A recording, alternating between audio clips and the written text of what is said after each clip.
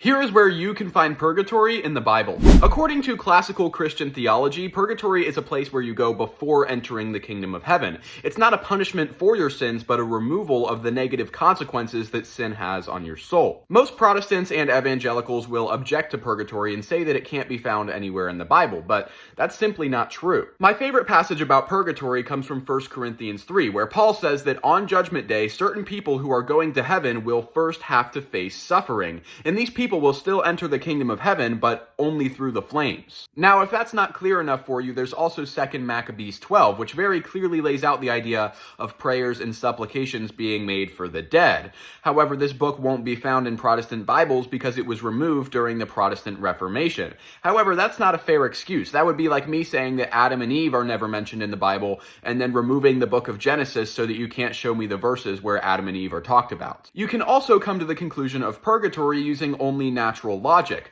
Revelation 21:27 says that only perfect things can enter the kingdom of heaven. But right now, I'm not perfect. Sure, Christ has forgiven me of my sins, but I still desire to sin. I have concupiscence, which means that when I get to heaven, something's going to have to change where I will no longer desire sin. And that's exactly what purgatory is. Purgatory can also be found in Matthew 12:36, 1 Peter 1:6-7, and Matthew 5:25. At the end of the day, purgatory is just a biblical fact.